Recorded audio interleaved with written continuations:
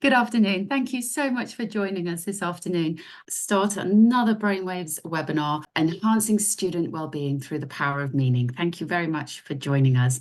My name is Tracy. I'm from Brainwaves and I'm your host for this afternoon. Today marks what is the fourth webinar in our series, exploring each letter within the positive psychology framework that is PERMA. As a quick reminder, we've already covered P for positive emotions, E for engagement, and R for relationships. And you can find all of these previous webinars on our website, which is education.brainwaveshub.org. But today we're here to talk about M for meaning and how we can nurture and encourage students to develop a sense of purpose and meaning within their lives to promote better well-being. And to lead on this conversation today, I'm delighted to welcome, firstly, Dr. Michelle Tytherley. Hi, Michelle. So Michelle is a senior lecturer in psychology at the Department of Psychology at the University of Chester.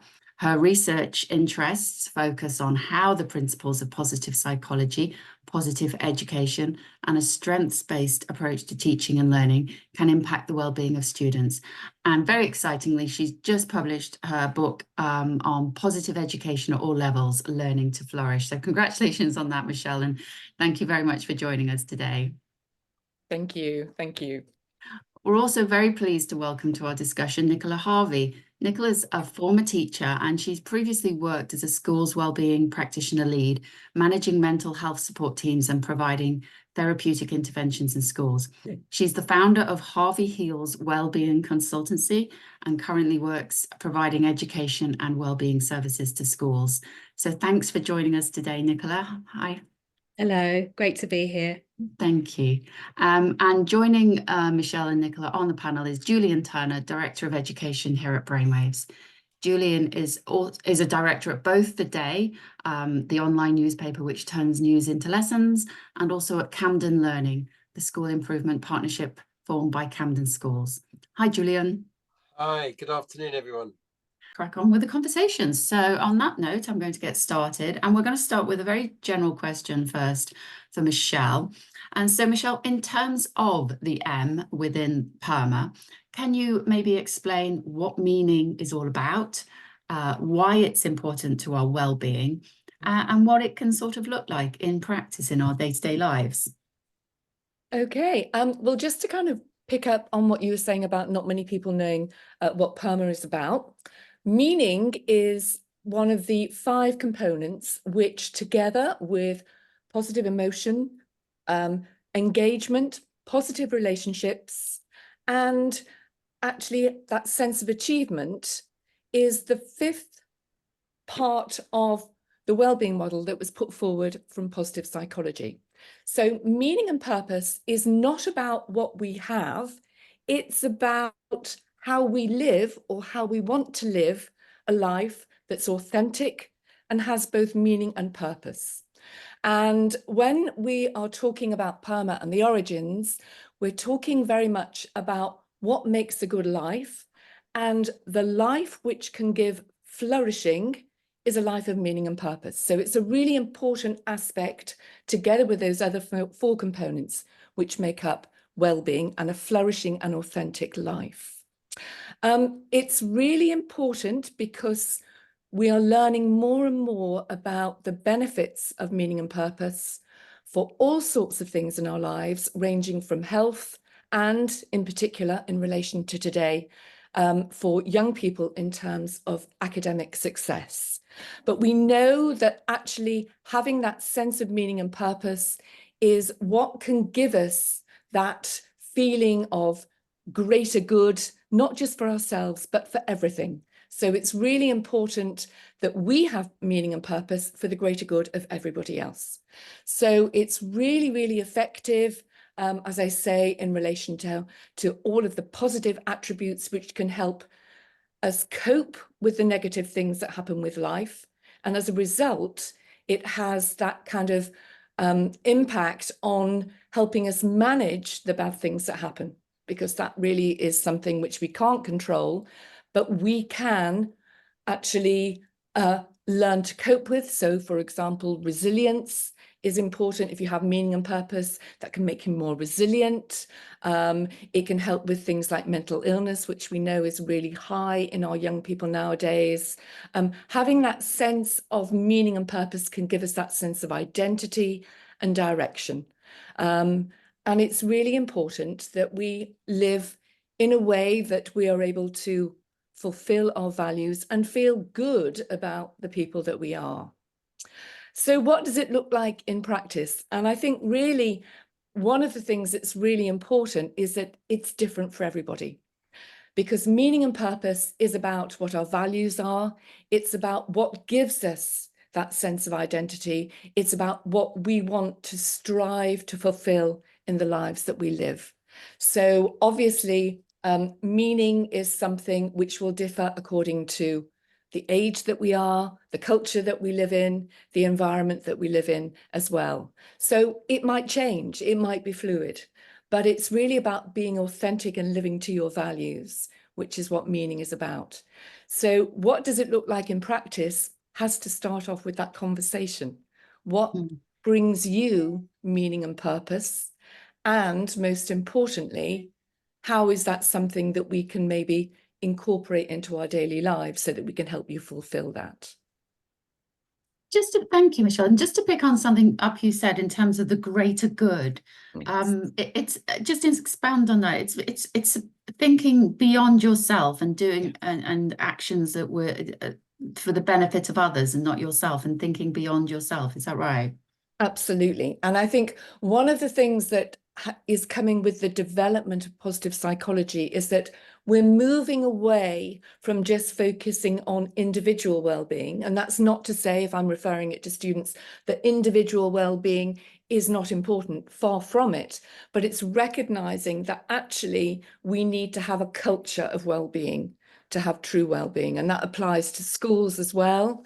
So it's about recognizing that we can make a difference to everything around us. So it's the greater good of everything that will influence our individual well-being as well. Okay, fantastic. And here at Brainwaves, we're very driven to make sure that anything we recommend or advocate is evidence-based. So how strong is the evidence, would you say, behind the idea that meaning can impact our well-being? It's become a really important area. And in fact, a few weeks ago, I was actually at the World Happiness Summit, where the focus of that was on meaning and purpose, and this recognition that actually we really need to be focusing much more on meaning and purpose. So it's becoming much more recognized, not just in the world of academia, but much more generally, that this seems to be something that people have lost. We've lost that sort of sense of purpose and meaning in what we're doing, which is so important. In terms of the academic side, we're seeing an awful lot of research which is being identified, because people want to know that there is value in what we're saying is important for life. So lots and lots of research is starting to be published. I think one of the things that, and without sort of promoting the book, one of the things that I think is really important for any school that's thinking about embedding positive psychology is that they have the academic rigor to be able to say, this is why we need to do it, because actually this really works. And it's not just based on, somebody talking about their experience. It's based on something that has been tested. It's been tested in a rigorous way and not just in small populations. So there is a lot of research out there that's supporting all of the benefits of meaning and purpose. And if you look at sort of a lot of resources, they will do the right thing and signpost you to that, including, what's most importantly, what is freely available. Absolutely, thank you. Michelle, in terms of the impact of, why do you think it is important for schools to encourage a sense of meaning in young people? Why is it so particularly important for our younger generations, do you think? I think because our younger generations actually need to start right from the outset about recognizing what's important to them, but most important for their well-being. Now we are seeing so much. Little children, little tiny tots, are already reporting higher levels of mental illness than we'd want to see. And I think school, for the first sort of 60, well, not 16 years, first 11, 12 years of a child's life is a really important place for them to learn. And that's why learning about well-being should also be part of that. Because it provides, school provides the opportunities for learning about well-being as part of the curriculum. And the idea that it becomes part of the conversations and the way of thinking about learning is also really important. So it's something that kind of starts right at the roots. Schools are a great place. Schools are a place as well that bring teachers, parents, and children together. And that's also really important when we're talking about anything with positive psychology, is that it's something that schools, parents, children can be working on together. And what children learn in schools can also be something that's further developed and continued in the environment outside of school. So just looking at what, has happened as a result, and I hate to keep referring to COVID, but that really has had an impact on the fundamentals of well-being for a lot of our children. So that's the place that it really needs to be starting in schools as well. Yeah, couldn't agree more. I'm just going to bring Nicola into the conversation now. Nicola, do you have any views on that in terms of, why it's so important for schools to be looking at this area of PERMA and meaning in particular? Yeah, absolutely, particularly in terms of meaning. So PERMA itself is an evidence-based approach towards happiness and well-being. And as we know, there is a mental health crisis, even in light of COVID, after COVID, children and young people are still recovering. And evidence-based tools like PERMA can help reduce anxiety and support children in terms of stress. And they're now going through exams. And so there's a lot going on in terms of emotional health and well-being. PERMA itself, or the M in PERMA meaning, gives a sense of belonging and gives a sense of it being a safe space. And if there's a collective sense of belonging and a sense of meaning, it's more likely for that young person or the children and young people to be feeling like they belong. And there's going to have increased educational outcomes, motivated to go to school. One of the things that we have at the moment, avoidance, and that again is linked to anxiety, and there's very high levels of that. So if a child feels that they belong and there's a sense of meaning, and that school has got this embedded in really good high values that's embedded across the school, there's a sense of connectedness, there's a sense of actually this is a safe space, and because of that they're more likely to be engaged in their learning, there's an increased satisfaction, and they're more likely to feel like they're part of a community. It's not going to be one size fits all. It's going to be very unique for every single individual. But meaning is particularly about a felt experience. You walk into an environment, you can straight away tell, so it's very much in line with the Department for Education, as well as Public Health England, have a whole school approach. There's 8 key areas, and one of those is ethos and environment. There's obviously others like target monitoring impact, and there's targeted interventions. If children have a sense of meaning, it's really key, because again, it's embedded within that, but we can bring it into different areas of the school and basically improve their educational outcomes, but most importantly, improve their mental health and well-being. There's a lot going on, I know, in terms of social media, lots going on, but if they have a sense of meaning, it kind of gives them that sense of purpose, that sense of identity, and that sense of belonging. And let's face it, I'm based down in Sussex, but I was in London up until very recently. Levels of loneliness, particularly amongst young people, are very high. So often you can be in a very busy space and don't feel like you belong and feel like you're alone. But if you've got a sense of meaning, a sense of purpose, something to wake up for, it builds resilience, it builds a sense of belonging, and there's that sense of connectedness and a unified community enhancing all of those. So I think it's really important. Meaning is for me, it's one of the most important ones. Yeah. Can I ask you, Nicola, just to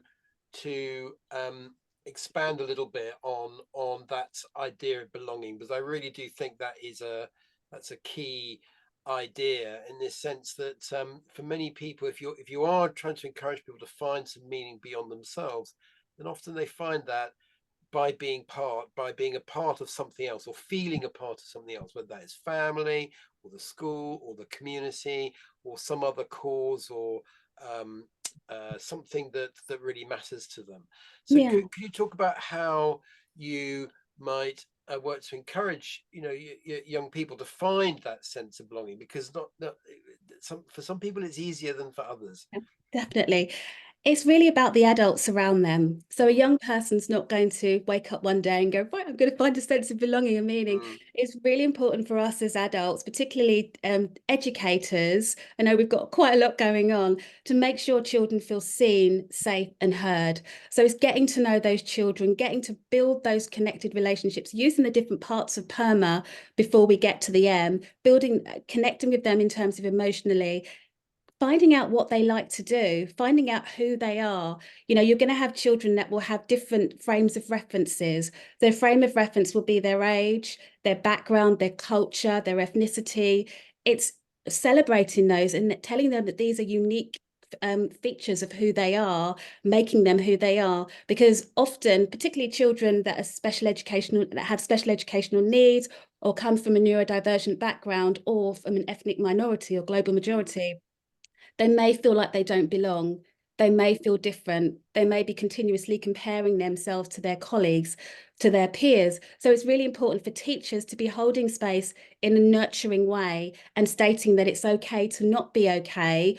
What are your strengths? What do you enjoy doing? It's okay. And just creating a sense of safety, because as we know on Maslow's hierarchy of needs and most of the models that we look at, safety is the key area. So in terms of developing a sense of belonging, I would say it's important for those adults around them to see children, meet them where they're at, build upon their strengths and recognize that. And if they are feeling a bit awkward or not sure about. Oh, Have we lost Nicola we temporarily? might have lost Nicola. Just ever so temporarily. Not to worry. Hopefully she'll return. Can I ask Michelle a question about just this idea? I wonder to what extent, in a world where the adult world is quite divided, I wonder whether there is a sense that meaning becomes a contested idea. It's not perhaps as straightforward as it might. People may not necessarily all share the same idea of what they think meaning is, and whether any of that divide can affect how young people think of meaning, because something that is very meaningful for one person might actually be seen as a negative for someone else, or a sort of something that they don't want to be part of. Have you come across that sense? And if so, how do you address that? I mean, I think it's a really interesting question, and it isn't one I've really thought about, but I think what I will say is the fact meaning will be different for everybody. And I think it's it really flags up the responsibility of, I mean, we talk very much about the importance of being authentic, but we are influenced by our environment. And I think this flags up the responsibility that we have, and possibly it can be something that is brought in at the school level, that actually your own values are important and you must feel confident in your ability to go with what's important to you and not be influenced by what's going on around you. And I know that that sounds like, oh gosh, it would be so easy. But I mean, personally, I think we should be questioning the influences around us, and be prepared to kind of, I mean, I think this is, as I say, this is a question I haven't really experienced myself, but we have to be true to ourselves. And I think that this is what positive psychology is teaching us, that we all have a place, we all have our own strengths, we are all different. And that's how it should be. But what goes on around us will try to influence us, but it's something that we need to hold on to. But I think, meaning is always going to be different. So no matter what is going on, it's still going to be an individual difference. Welcome back, Nicola. Oh yes, thank you, Nicola. Well done. Thank you, I'm so Megan. sorry about that. Tech Right. issues. Yeah, I'm now using my hotspot. Apologies for that. I didn't Oh, know, but hopefully I got my point across. Yeah, Apologies. very no, much. that was fine. Thank you. Just a quick question to all of you, really, because obviously, as young people go through their adolescence, they change enormously, and what is important to them, finding their values is a very tricky thing to experience during that age. So, what sort of age would you expect? Firstly, young people to start understanding this positive psychology concept, and then be able to determine their own values and how that helps them find a sense of meaning. Any thoughts on that? Please, Michelle, go ahead. I'm quite happy. I think one of the things that is really interesting is that in many ways, what positive psychology is about what is good in life. And I think, you can ask that question of anybody at any age. So it's not such a complicated issue. It's sort of, like working with young children. What makes you feel good? When are you, feeling your best? When do you see people around you feeling happy and showing nice feelings? I mean, it's sort of, you're almost able to have those conversations with children very early on, because you're talking about what's good in life rather than what's not working. And when do things become good? And when do you feel that you are feeling good about who you are? And that's a way of capturing that meaning. I mean, I would sort of say that it's about pitching it that's important more than being a certain age to kind of Yeah. recognize it. Yeah, I agree. I agree. And I think it can be at any age. So I've worked with children as young as 4, and it's bringing happiness and fun into the curriculum. I think nowadays teachers are restricted with, very formal, which was one of my frustrations, but it's bringing in that joy where you can, being creative, bringing in those moments where you can talk about feelings, where how did you get on with that? And what was the fun part? And it's just embedding it in so they can be, and the thing is with the younger ones, it's all about creative play. It's only when they start getting older, it gets more formal. So it's really important for us to be enhancing that as well as when they get older. So particularly, I would say it's more important for the older ones, because the younger ones, they naturally play, obviously dependent on their background and what's going on at home, but it's quite a natural thing. Kids are naturally playful, and that's where the happiness and the joy comes in. So it can be any age. It's very, as long as it's age appropriate, it's bringing out the best in them and just making them feel good about themselves. Yeah. And of course, at the same time, recognizing that everybody has strengths. And that strengths-based approach, we all have strengths, some more than in some areas more than others, but that's a really important thing for them to realize and to understand. Yeah, and it's focusing on what they can do. Particularly, Exactly. I mean, again, I'm going to be speaking, my background is special needs, SEN teaching. So it's really boosting their self-esteem and focusing on what they can do. So tapping in on those strengths, there'll be something that their peer may be doing really, really well that they can't do, but what can they do? It's highlighting and it's always highlighting the positive, because everything we say, everything we do is basically shaping their subconscious mind, as Michelle was saying earlier. So we're forming their belief systems, forming how they feel about themselves. So it's really key that we're focusing on their strengths and boosting their confidence and resilience every step of the way.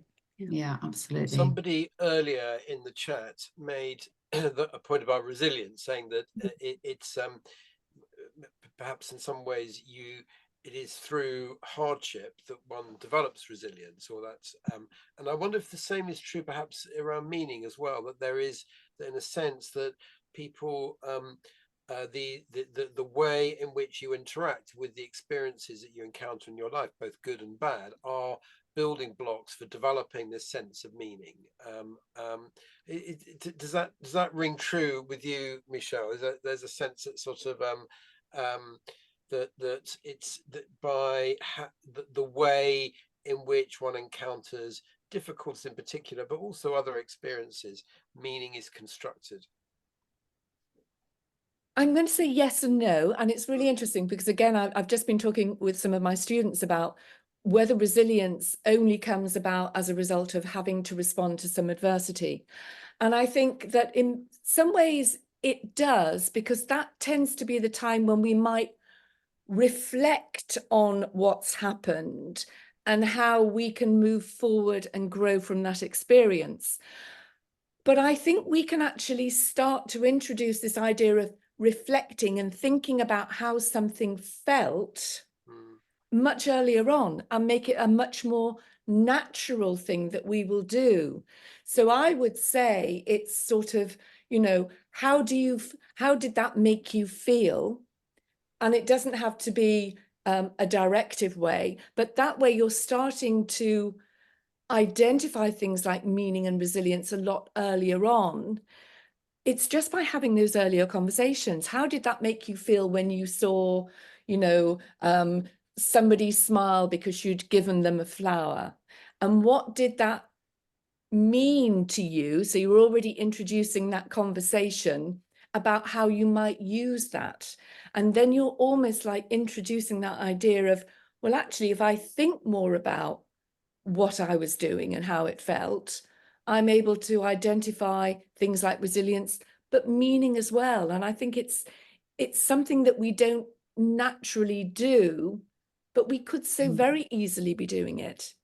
So we don't have to have had, rather than have resilience or meaning as a reaction to something that happened and maybe didn't go well, why not develop it as something that can be a coping mechanism and actually protect you for when it does happen?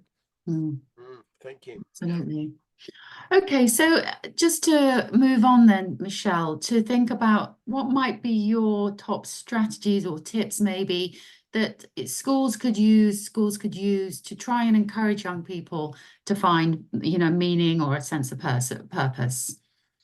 Absolutely. I mean, I'm a great fan of using strengths and understanding strengths and knowing your strengths and being given opportunities to use them is a great way of developing meaning, because it's almost an opportunity for you to put your values, that meaning, into action straight away. So I would definitely be an advocate of saying, let's get children thinking about their strengths early on, and also starting to think more about ways in which they can apply their strengths in a situation that gives them that meaning and purpose for what we're actually looking for. So adopting a strengths-based approach, just doing something like the values and action strengths inventory, you can do that from very early on. The measures start working from age 8 years, so it's something that you can do, and then you can reflect on that kind of, what does it feel like when you're using them, sorts of things. So there are lots of free tools that are actually out there as well. Providing the rationale for why you might be looking at something within the education curriculum that might not be so obvious to children, I think, is also really important. I even see that with my students now. I see the students coming to university who didn't have that sense of meaning and purpose in their earlier education, for them to be able to make sense of what's going on around them now. And I think making things relevant to the lives that children have, and that can start with a question about, how could you use what you've learned today in your life? So you're almost making that relevance really clear, and that relevance as well will link very much to that meaning. You'll start to say to children or young people, okay, let's see how we can put that relevance into something that gives you or identifies your sense of meaning. I would have that conversation about what is meaningful to you, what gives you that sense of identity, what gives you the feeling that you matter or belong. And I think, you know, you talked about belonging before. I think that sense of mattering is important. So having that conversation, it's almost like, without it being an add-on to what you would normally do in education, it's almost like saying, just include that question as well. but also getting people to think, young people to think about what their values are, and, you know, incorporating that value into everything that they do in their learning experience. So I think it's just adding that onto the conversation. But I think what's really important as well is that teachers, educators, schools have that sense of value in everything that they're able to do. So teachers knowing what their own meaning is, and schools having that sense of value. What are our values and what do they mean to you? Thank you, Michelle. That's brilliant. Nicola, any other things that you might like to add about ways that schools can encourage young people to find meaning? Yeah, I mean, I second everything what Michelle had just said, particularly in terms of strengths and building those meaningful connections with children and teachers to be supporting their own well-being, because how teachers are, or the adults around children, is going to make a huge impact on their ability to actually bring meaning to things. Another approach that I would also take is Dr. Dan Hughes's PACE model. And this is a lovely model. It's based on, it's a trauma-informed approach. It's very much about supporting young people that have experienced trauma, but it can also enhance, it's great for everything pretty much in terms of anxiety, meaning. And this is basically approaching children or young people. First of all, the PACE stands for playfulness, acceptance, curiosity, and empathy. So if we are thinking about building a young person's strengths, approaching them in a light-hearted, playful manner, and again, obviously age appropriate, getting to know that young person, playful, light-hearted manner, and just engaging in conversation. Acceptance is the A. So the acceptance is meeting them where they're at, acknowledging, you know, their unique traits, acknowledging, you know, how things are going with them. And this can be, you know, whether they are in their teens or 20s or down to their, you know, 3 or 4. And then so meeting them where they're at, accepting them. And then this could also be bringing in some mindfulness activities, really bringing them a sense, bringing it back to them, tuning in on how they feel. How do you feel? How does that's okay. And then the C stands for curiosity. Just having an open and inquiring mind. So us as educators holding space in a really nice open way, but being curious. I wonder why, I wonder if, and again, this can help them because they'll feel that they're being listened to and seen. And the E from PACE stands for empathy. And this is really about meeting them where they're at, being compassionate, being kind, and really listening and supporting them. So particularly if they're struggling to find meaning, you know, if you're working with a young person that's just failed their exam and they think the world is over, we know that it's not, but in their mind, they might think, actually, this is terrible. So it's really just sitting with them, holding space in a non-judgmental way, saying it's okay to not be okay, and guiding them back to actually having some form of purpose and meaning and connecting with them in a great way. Amazing. Thank you, Michelle. No, Nicola, sorry, I got mixed up then. Right. I'm just thinking one thing we haven't covered in the sense of something that's about thinking about others, achieving something that's bigger than yourself. To what extent is volunteering going to help with meaning in young people's lives? Any thoughts on that, Michelle? I can see you nodding your head. No, definitely. And I think it's sort of, you know, doing things like volunteering, finding opportunities for young people to do the sorts of things that might give them meaning, and volunteering is exactly one of those sorts of things. You know, looking for opportunities, working on community projects, you know, making sort of the activities maybe that students do, and I'm probably coming more from a higher education perspective when I'm saying this, but I'm sure it can be adapted. But it's sort of, you know, looking for real life problems that they can apply the knowledge that they're learning to.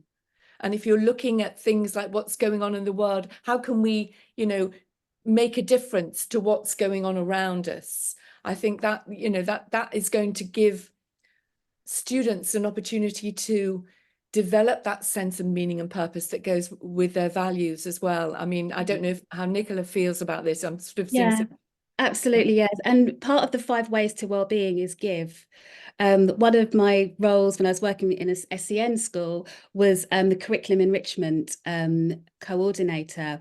And I would, put together when it was mental health day or when there was something going on, the young people would come together, they would use their voices and use their ideas to make a social impact. And it can be so empowering. It's building up their confidence and their skills, their life skills can be incredibly empowering for them to be giving back, particularly if it's something like homelessness or they've been personally affected, refugee crisis. It can make such a difference because they're actually doing something not for themselves, for someone else, which gives you that feel-good factor, and it will come back, it will multiply.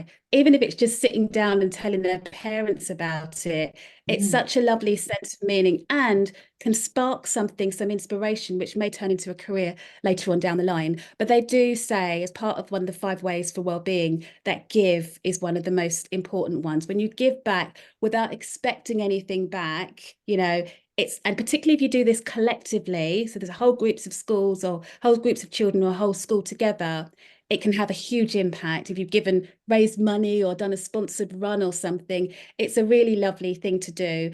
So I would definitely recommend it. Oh, and I love the terminology about that as well, because we're talking about meaning and purpose, which might be these abstract concepts to young people, but actually give or giving back is really clear. It's really plain and really easy to understand for them. So I think that's a real positive. Yeah. I saw a question earlier on, which I thought was really interesting.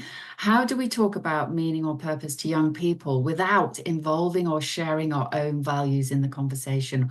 And I thought that was a really great question. Sorry, I can't remember who posed that. Does anybody want to? I saw that Helen Marcel. Oh, yes, Thank you, Helen. It's a great question. It's yeah, really thank you, Helen. I think possibly modeling, and again, you can chip in afterwards, Michelle, but I think it's modeling, children and young people, they do what we do, not necessarily what we say. So if they see us giving back, if they see their parent or they see their teacher with a sense of meaning, a sense of inner connectedness, it somehow plants a seed in their head. Because you may be working with a young person that is non-verbal or is not cognitively able, but yet if the adults around them are modeling acts of kindness, of sense of meaning and connectedness, it can make such a difference. So we're not having those direct conversations, we're kind of subtly bringing things in for them to see, and then obviously over time it will embed and possibly give them a sense of meaning as well. It's that sense of togetherness, connectedness. So it's not saying this value is good, this value is bad, or this system is good, this system is bad, but it is demonstrating, as you say, living out the fact that meaning is important, definitely, and to find your own authentic meaning is important. Yeah, and it's also going back to what they can do, highlighting their strengths. So an adult might have a sense of meaning in a certain area and be really passionate about it, but it might mean nothing to that young person. So they're like, oh, actually, they've got a sense of purpose, they've got a sense of meaning. What's important to me? What do I like to do? And that adult can potentially guide them without saying that. What are your strengths?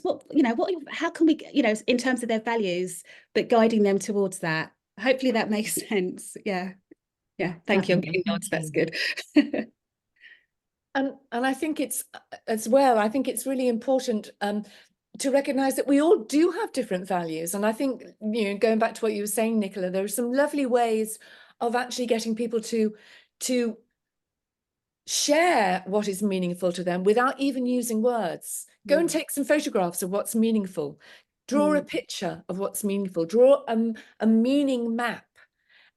So you can almost get people to you can get children, young people to express meaning without even speaking it, and then talking that through. So it's sort of, but it's all right. We all have a different sense of what is meaningful to us. So it's not a bad thing to share what's meaning. I think it's like anything, it's when we sort of say, only my meaning is the right way.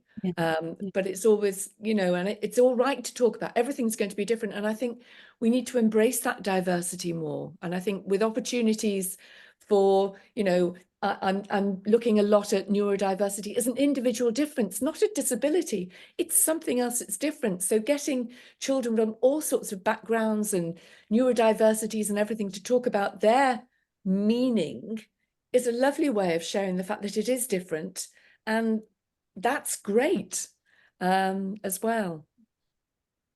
Well, there were a couple of questions I was hoping to maybe get to in the chats. Thank you to the people who suggested those. But it is coming up to 5 o'clock, and I think it's probably about time to draw a line under the webinar today. But thank you to everybody who has joined us today, asked questions and joined in with the chat. That's been amazing. Thank you. A huge thank you to Michelle and Nicola for an amazing webinar today. Thank you, everybody. I'll just say, leave you say a quick goodbye, and hopefully we'll see you all again soon at another webinar. Take care, everybody. Goodbye. Bye.